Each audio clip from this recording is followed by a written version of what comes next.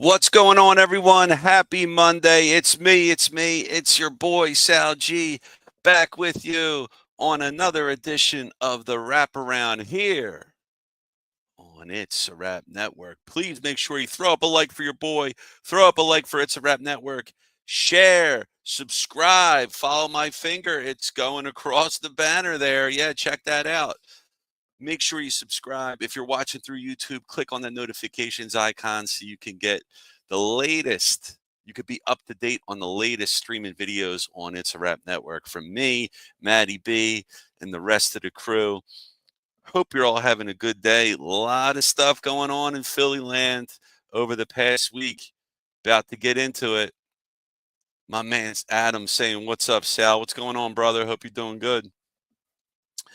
So, NFL free agency does not start till March 12th, but man, the Eagles already got things in motion. They already have the wheels turning. Darius Slay released by the Birds today. It's a post June 1st cut, but they announced his release saves the Eagles $4.3 million in cap savings for 2025 season and will save them $17.8 million in 2026. That's a lot of coin. And you wonder, what are the Eagles going to do now? We already know they have Quinyon Mitchell at cornerback. They have Cooper DeJean at cornerback, but he currently plays slot corner. So with the release of Darius Slay, I wonder, are they going to move DeJean to the outside, keep him to the inside? Because hey, if it's not broke, don't fix it. Leave him there in the inside, right? Leave him there on the slot. And maybe what they do is you re-sign Isaiah Rodgers, who is an impending free agent, and perhaps you pair him with Keely Ringo. So they're your 3 and 4 cornerbacks. Maybe Rodgers plays the outside. You stick DeJean there, keep him at the slot, or if you do move DeJean back to the outside, can Rodgers play the slot, or would it be Ringo and Rodgers is your reserve? Excuse me. And there's some things to think about. Perhaps they bring Darius Slay back on in a more team-friendly contract. Darius Slay has mentioned he only wants to play one more year, be it with the Philadelphia Eagles or the other team he mentioned, our playoff rival, the Detroit Lions. That was his other team. So there's a chance that you know he goes to the Lions, and we see the Lions in the playoffs, and we got to go up against big play Slay. So we'll see what the Birds do. I am curious. There's a lot of rumors going. There's a lot of things in motion here. Adam's saying, I think the Eagles are going to go strong for Myles Garrett. You know what? I heard that report as well. Viewed by NFL insiders as a potential landing spot. So Myles Garrett to the Eagles. You are going to lose defensive ends in Josh Sweat. Right, you're going to lose him. Actually, let me look real quick. I have it written down.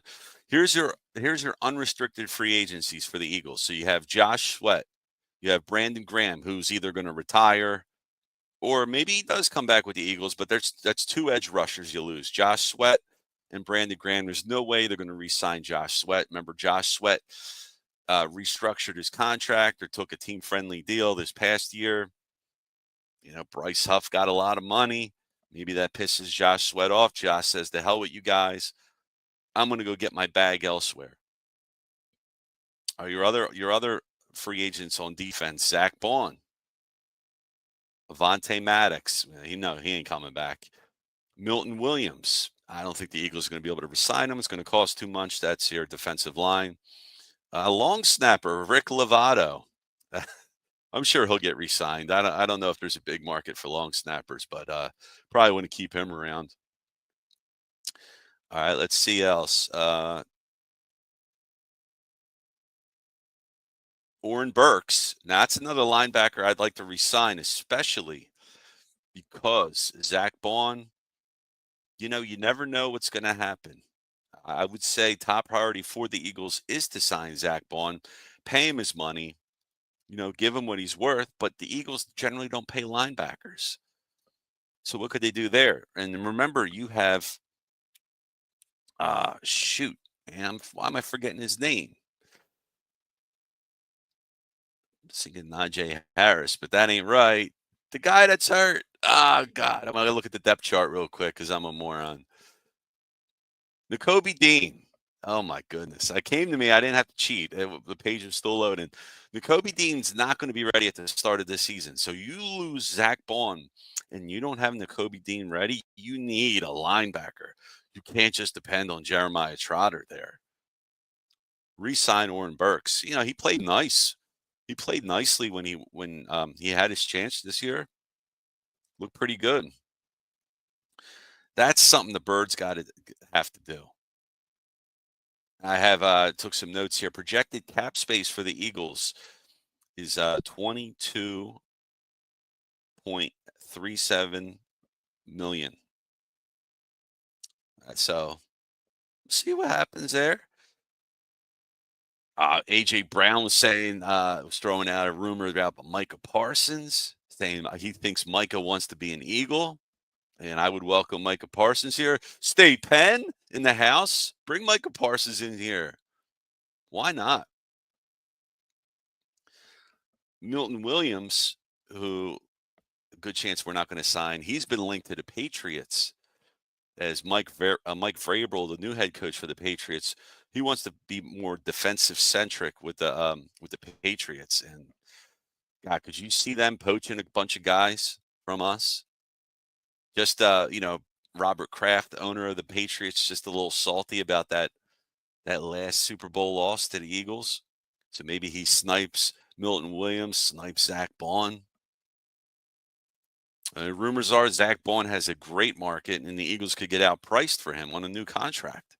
I'm sure the Eagles would like to have him back, but you know, what's team friendly? If I'm Zach Bond, I'm going to get as much money as I can and play for the best team I can. And if it's the Eagles, it's the Eagles. If it's not, it's not. He's going to make his money, and he deserves it. So good for him. Can't hate. But man, we're going to have immediate hole in the linebacking core if we lose Zach Bond and you don't have Nakobe Dean. I don't know. Could Vic Fangio just plug and play and say, "Hey, give me anybody. I'll turn him into the next Zach Bond, next Nakobe Dean. I'll make it happen." Maybe he could, but maybe not. Man, Abdul Carter, Penn State edge rusher. Right now, there's talk about him needing surgery on his foot, and then another report came out said he doesn't need surgery. But man, if that stock drops and he doesn't go in the top 5 picks and he just falls a bit, man, if the Eagles could come in and just swoop in and grab him, oh man, I would love that. I'd love that move. So going back to Myles Garrett for a sec, he's scheduled to be a free agent after 2026 season. He has 2 years left, 40 million cap number remaining on 5-year, $125 million extension. So, and the Browns are adamant that they're not going to move him. But what are the Browns going to do? What are they going to keep him for? They're obviously going to say, you got to posture and play to market a bit. You can't say, yeah, we'll move him, because then you're going to get what San Fran got for Debo Samuel, a 5th-round pick, something crazy. I know Myles Garrett and Debo aren't the same, don't play the same positions, aren't the same type of player. But man, we got to do something there. Get Myles Garrett, or Max Crosby. We love the edge rushers here, man. We love sacks, the sack attack here in Philly. Got to do something. Got to make a move. Howie Roseman, the report from Howie Roseman says the roster moves may not align with conventional wisdom. It asks fans to have patience. Now, what does that mean? Does that mean Zach Bond gone, not resigning them? Milton Williams gone, not resigning them? Josh Sweat gone, not resigning them? Is that what that means? Does that mean we're not going to be active in free agency but we'll be active at the draft. Does patience mean we're not making any moves this year, but we will next year? On the offensive side of the ball, we have Mekhi Becton. He could be gone. Maybe the Eagles don't re-sign him because they got Tyler Steen, put him in place. You got LaRaven Clark. Don't know much about him. I don't remember him playing. But CJ Uzama, I don't think we care if he comes back. Fred Johnson was a decent tackle. You wonder if the Eagles bring him back, especially if Mekhi Becton doesn't return. Jack Driscoll, right tackle. Nick Gates, who's a free agent. Paris Campbell, wide receiver. We don't care. Kenneth Gainwell. What do you think? I mean, I like Gainwell. I think he's a decent player, but I don't think he would command the type of money that he possibly could get. Maybe he wants a starting gig. He'll go to a crappy team, but he's not going to get big money with the Eagles. We already got a running back in place with Saquon.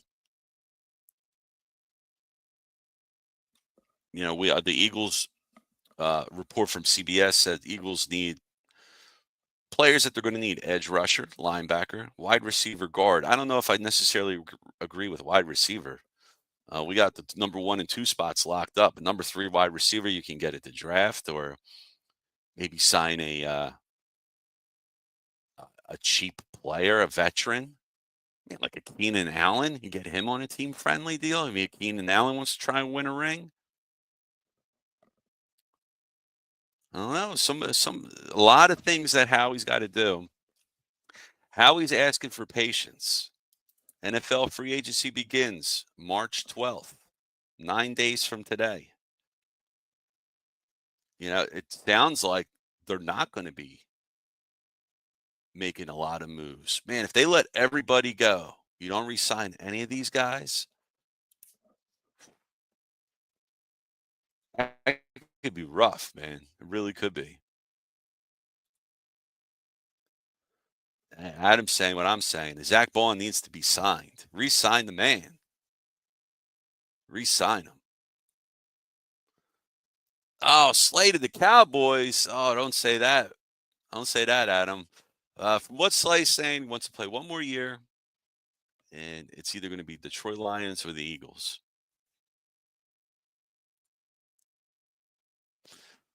Yeah, Debo Samuel. How about that? San Francisco traded Debo Samuel for a 5th-round pick. I mean, Washington got him for a steal, in my opinion. You got Debo Samuel on one side, scary Terry McLaurin on the other. Oh, my goodness. Jaden Daniels throwing to those guys. He's going to have fun. That is a lot of speed on that team, guys. Man, they're going to be scary, man. That's just now Debo's got to stay healthy there, but that is good deal by Washington, man. Josh Harris made that move.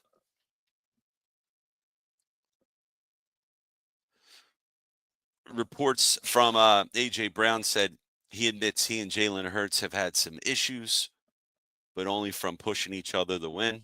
And I agree with that. I believe it. I believe what AJ's saying.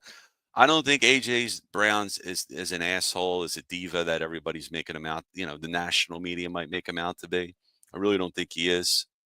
The book thing wasn't a problem for me. Now, if he was, like I said before, if he was reading Harry Potter, yeah, I might have a problem on the sideline. Reading the motivational book, inspirational book, no issues there. No issues. And, of course, I reported last week the Green Bay Packers are the team that's putting in a proposition with the league to try and get the tush push banned. Nick Sirianni says he's insulted by critics who say the tush push is an automatic play. He says it's not automatic. I mean, if you look, they haven't converted 100% of the time. And he says the reason why they're successful at the play is because they practice it. They practice it and they practice it, and they have the personnel for it. Other teams try and run it, and other teams can't run it. Not the same way. Definitely not.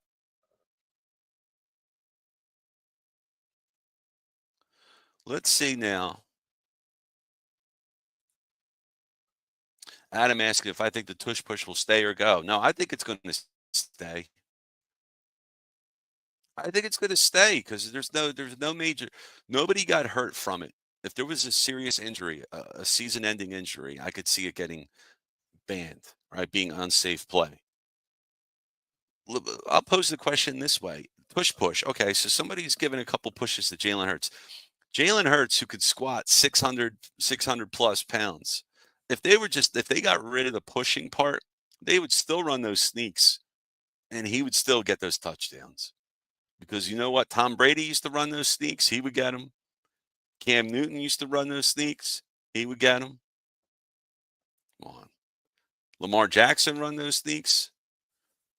Jalen Hurts is as good at the goal line as anybody, whether somebody's pushing on his butt or not. And yeah, I think the tush push will stay. I don't think there's going to be. You need apparently, from what I've heard, 24 teams need to rule it. That have to rule to get rid of it for it to become a rule, to pass the rule, to ban it. So 24 out of 32 teams. So I don't think that's going to happen, but you never know.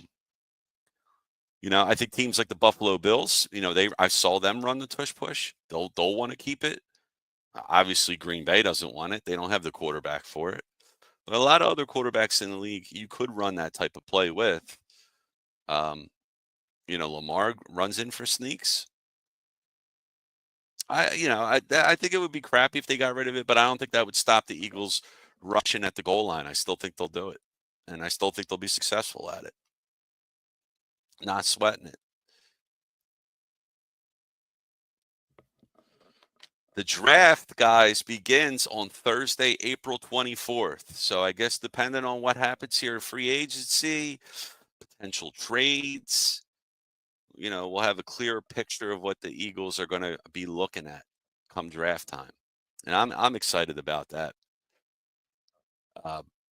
Man, I would love Abdul Carter, man. Not just because I'm a Penn State guy, but he would just be awesome.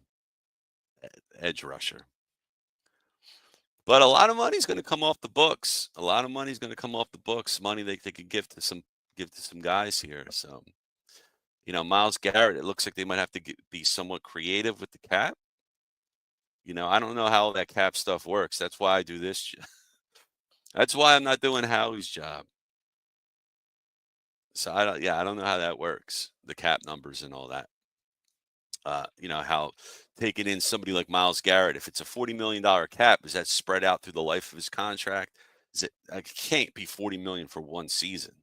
Otherwise, ain't nobody going to be able to sign him. Or the Eagles are going to have to shed quite a bit, and then it's you're cutting your nose to spite your face. So I don't think that's the move. All right. The Birds, baby, the Birds.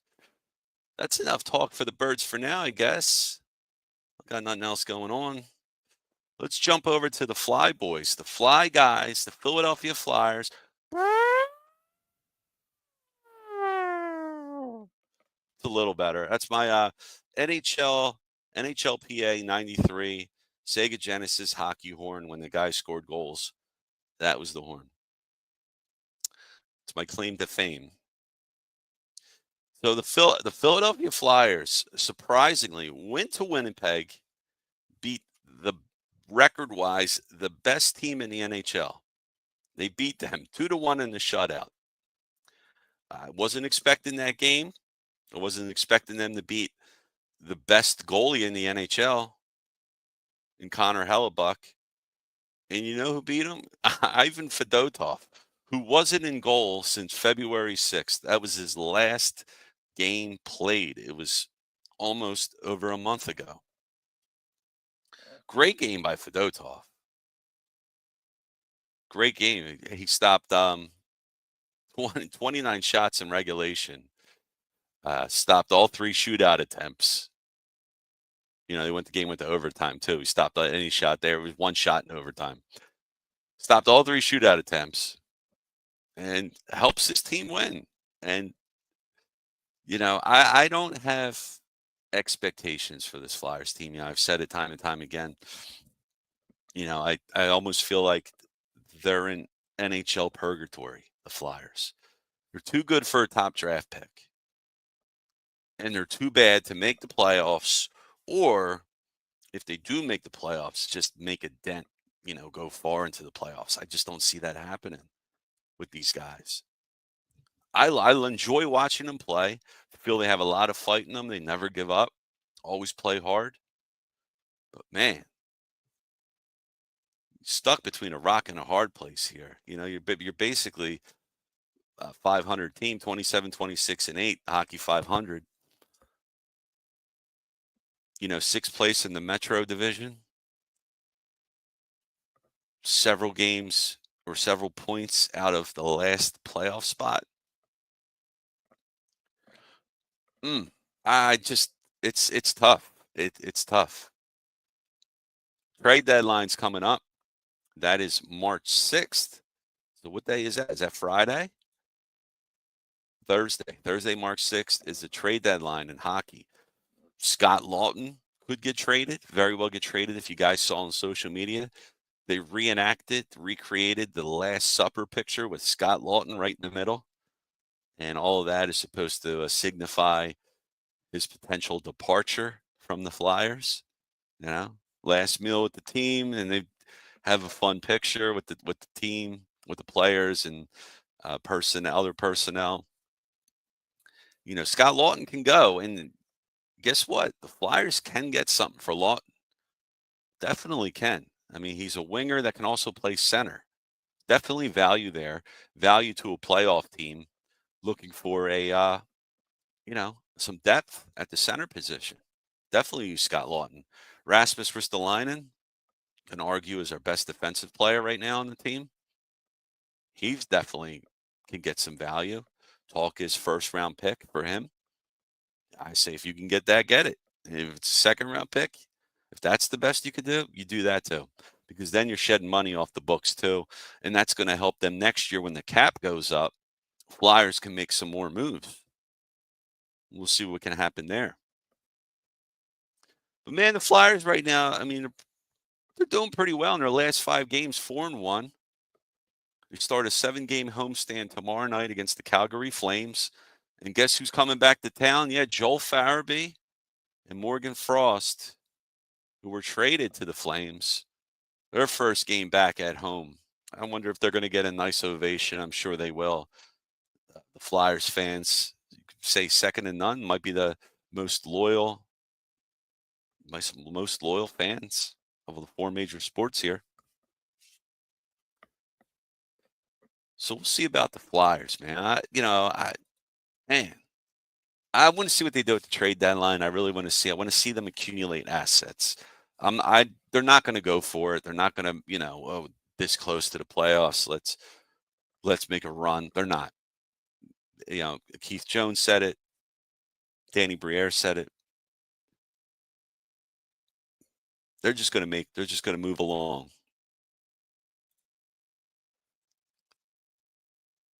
Oh, there you go, Adam. Now they're 4 points out of the playoffs. I mean, they're getting close. They're getting close, but I'm just keeping those expectations in check. And Adam's saying it's funny how tall he is for a goalie. Yeah, Ivan Fedotov is 6'8". He's got the telescopic legs, arms. He might have the go-go gadget neck. I don't know. Man, he had a hell of a game. It might have been his best game of the season. Might have been, no doubt. All right, let's see here. The Eagles done. The Flyers. Oh, man. Oh, boy. I got to jump into this, guys. 76ers time. 10, 9, 8, 70 suckers. Oh, my goodness. But they won a game. They stopped a 9-game losing streak. Woo! They finally won. They beat the Golden State Warriors. I mean that's something. The Golden State's a good-ass team. But the Sixers, 2-11 in their last 13 games. Playing right now versus Portland. Portland Trailblazers. Are they at home? Oh, they're at home tonight. I wonder how empty that arena is right now. That's a shame, man. It's a shame. And I guess I'm burying the lead here with the Sixers. But yeah, Joel Embiid, guys, shut down for the year with a knee injury. It's a knee injury he can't play through. It's messed up. They shut him down. They end the season, determines treatment plan. You know, uh, Excuse me, but Joel Embiid had these problems before he signed that extension with the Sixers. Team doctors looked at him. Independent doctors looked at him. Daryl Morey looked at him. And they give him a 3-year extension. And I think we have now Joel Embiid here through 2029. So could be a nice, fun 4 years coming ahead, guys. I mean, I don't know. I don't know what to say about how messed up this is. He's guaranteed $299.5 million through 2028-2029 season. And whatever their short and long-term plans are going forward, it's all contingent on Embiid being available and being as good as he was, MVP caliber. If he's not, this whole ship is sunk. And I already think it's sunk. I know it's sunk this year, but man, I am afraid that this team is going to it could take years to recover from. And I really hope not, because they have some bright spots here. Jared McCain looked like a player. He looks good. Tyrese Maxey's a stud. Now I wonder if he's nursing some type of injury. He only had 5 points in the other game. Paul George doesn't look good. Oh, wait, hold on a second. Paul George said he's shutting down for the season. Yes, that's right. He's shutting down his podcasting for the season because he doesn't want it to distract him from making the playoffs with the Sixers. Now you shut the podcast off. Now you turn it off. Now, when you're 21-38, you have no chance of making the playoffs. You're getting finger injections every night. They should shut Paul George down too. There is no point risking further injury with this guy. It's been a disappointment. Might not necessarily be George's fault. I'm blaming all this on Daryl Morey, guys. Daryl Morey, to me, giving that extension to Embiid, bringing Paul George in here is the worst things you can do. So next season, if Embiid will even be ready at the start of the season, and if Paul George, maybe he's a little healthier, and you have a healthy Jared McCain, and Tyrese Maxey's good, maybe he's worn down because he's playing, every minute pretty much of every game. And maybe now you got something else. Maybe you got another player, because all of a sudden, Quentin Grimes scored career high 44 points the other night when they beat the Warriors to end that 9-game losing streak. Quentin Grimes. He'll be a restricted free agent after the season. Maybe the Sixers should extend an offer. I don't know. I don't know if they will. They should, because everything else they got, I mean, man, I just think you got to face facts. You're not building around Joel Embiid. You're building around Tyrese Maxey. And whatever that consists of, I don't think you're building around Paul George. You build around McCain. You build around Maxey. Maybe Grimes is one of these role players. Maybe Yabusele. I think you could bring him back. I would love to have him back.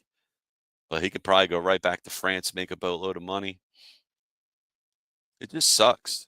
And then there was a rumor that the Knicks were, once upon a time, the Knicks were trying to trade for Joel Embiid before landing Karl Anthony Towns. And that would have saved us a world of hurt, huh? Before shutting down Embiid, they said he was regularly receiving injections to play through the knee injury. And, those injections, man, all that does is not make you feel the pain, right? You still have the injury, and your injury could get worse. Paul George, who hasn't done much of anything and who's quitting his podcasting to focus on the Sixers. Look, it's admirable. I think it's cool. He doesn't, at this point, the podcast is, I don't think it's the reason why. But if you really wanted to focus, maybe you wouldn't have podcasted at all. But anyway, podcasting aside for Paul George, he ripped the Sixers, saying it's no sign of a team that will compete, doesn't have the habits of a playoff contender. And whose fault's that? Nick Nurse? That's another Daryl Morey move. Is it Nurse's fault? I mean, hey, look, with all these injured guys, you need a nurse on this team. But you need a nurse, right, to take care of these hurt players. But I don't know. I just what a sad, sad season. They were legit coming into the season on paper, legit playoff championship contenders. Paul George was the missing piece. And it's gone. That's it. Yep. Embiid finally shut down. I don't think he comes back. You don't think he comes back at all? Maybe, like, what, can they move him? Like, who's going to take, if you trade Embiid, I mean, you're going to get like 20 cents on the dollar, 30 cents on the dollar at most. You know, if you can move these guys, I move them, but I don't know what you're going to get in return. I don't know how it works. I'm all for it. Move them. Maybe you're going to have to take on somebody else who signed a big time contract who didn't live up to it. And then if that's the case, I'd rather just hang on to the guy, especially Embiid. I'd rather hang on to him because when he's healthy, you at least know what you have.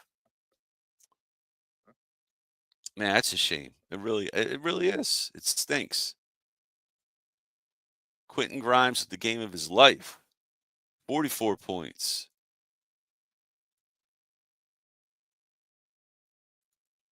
I guess part of it was because Maxey only had 5 points. Maxey played 39 minutes in the game. Hell of a game by Grimes. Definitely like to see more of that. And he scored 30 something earlier on this season. So he's got some of that. He's got some of that juice in him there. He can score. Let's see it. I have nothing else to look forward to. All right, guys. Well, spring's just around the corner here. We're going to wrap this up talking some Phillies baseball, spring training. Phillies now. Oh, my notes. Phillies have played 5 games now. And so far, starting pitching looks pretty darn good. Now, something nobody wants to hear, one of the guys competing for a rotation role is Taijuan Walker. Does have $18 million left. $18 million on his deal. I believe so. Or is it $36 million? Does he have 2 years left now?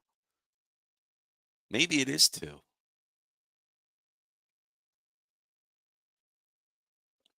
Yeah, he has 2 years left. 2 years left at $18 million a year.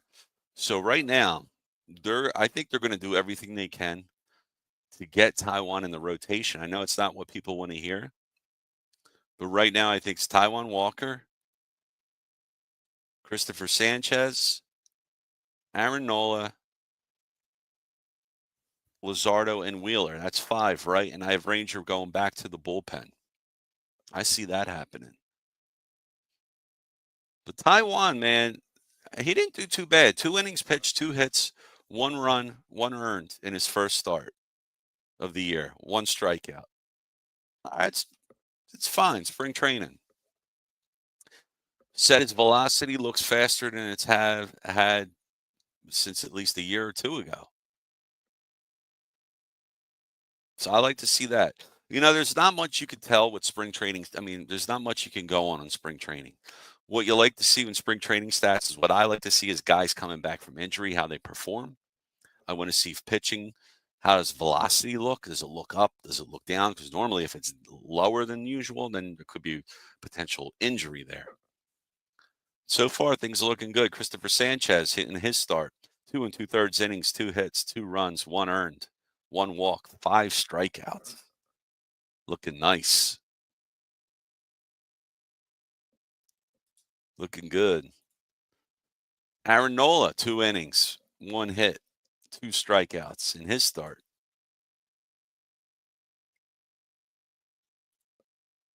And let's see.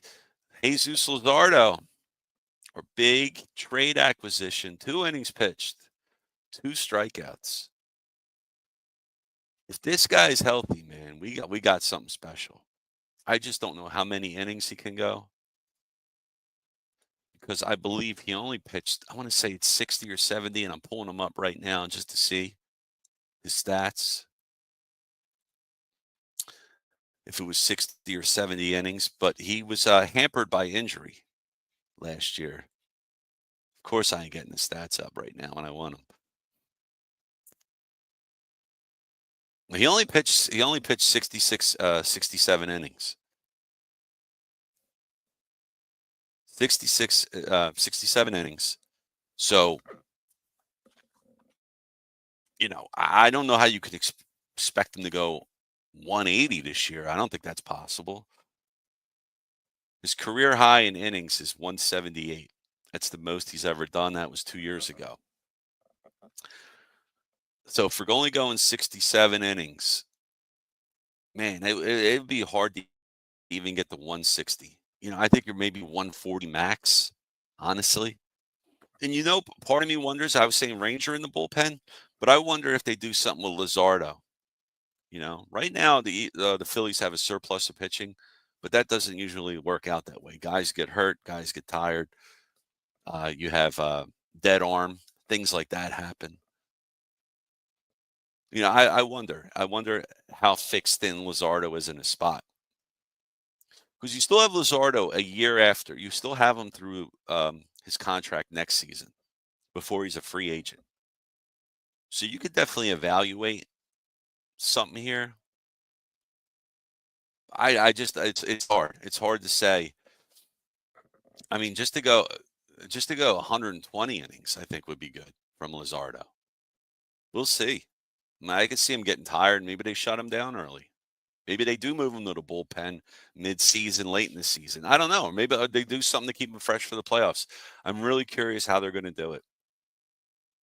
And, there's a chance Taiwan Walker doesn't make it out of April. So there you got your 5-man rotation. And Walker's relegated to mop-up duty, $18 million mop-up man. That can happen. As far as the lineup goes for the Phillies, their hitting lineup, right now I see Trey Turner in the last start. He led off with Bryce Harper batting second, Alec Bohm batting third, Nick Castellanos batting fourth. Now there's no Schwarber in this lineup here, so I think that Schwarber would bat fourth if I had to guess. I think Bohm would be the guy in between Harper. He would be the righty in between the two lefties. He would be in between Harper and in between Schwarber. So I think he'd be bat fourth. That's if Schwarber doesn't lead off again. But they may talk that they want to switch it and maybe have Schwarber bat in the heart of the lineup, 4 or 5 spot, drive in more runs, score less runs, still going to hit a bunch of home runs. But he does have a great on-base percentage, Kyle Schwarber. That's a fact. And who's to say that they don't just have Turner do it for a bit and then move Schwarber to that? They switch it up certain days here and there. I'm curious how they're going to get and they're talking about re-signing Schwarber to an extension. And to me, Schwarber is the captain of this team. I want him signed. Give him a 3-year deal. 3 years, $60 million. See if he'll take it. 3 years, 75 million at most. I think he's worth that. For all you Fanatic fans, Bryce Harper got himself a Fanatic tattoo. He's a big fan of the Fanatic. And then there's talk about Phillies and JT Realmuto signing an extension, and I think that would be a bad move to do that. He's in the final year of his deal. His numbers are declining. He's getting up there in age. Catchers don't age well. He's open to playing in left field. He'd never played there before. I knew he came up as a shortstop, but come on, guys. Playing in left, playing at DA in that DH.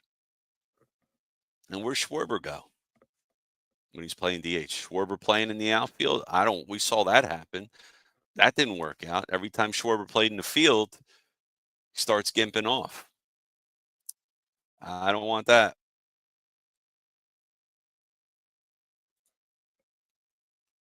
I'm saying nice win on the Sunday for the Phillies. Bohm hit 2 home runs Sunday. He got the pop already. Well, that's good to see. I would like Bohm has the frame to be a 30 plus home run hitter. I don't know if it'll ever translate. And at this stage of the game, what is he, 28? It should have happened already, 27, 28. But yeah, having the power now will certainly be welcome. And Walker can mop the floors. Amen, brother. Oh, God. They had Schwarber and left on Sunday? Oh, jeez. I don't like that. I don't like it. I don't know. Start here and there. Oh, okay. But then maybe late in the game, you move him to DH for defensive purposes or something. Anyway. All right, guys, about to wrap this show up here. Before I do, just to let you know about our Clear the Ice lineup. Tomorrow, Mike Lauro on the bump. He'll be having that game. He'll be calling that for you, calling the post-game show. Your boy SalG will be calling Thursday against the Winnipeg Jets.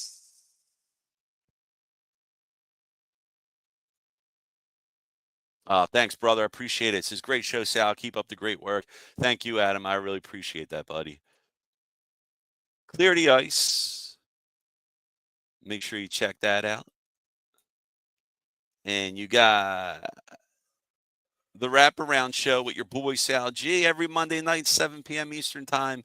Make sure you check into that show. And Birds Blast with Kyle Quinn.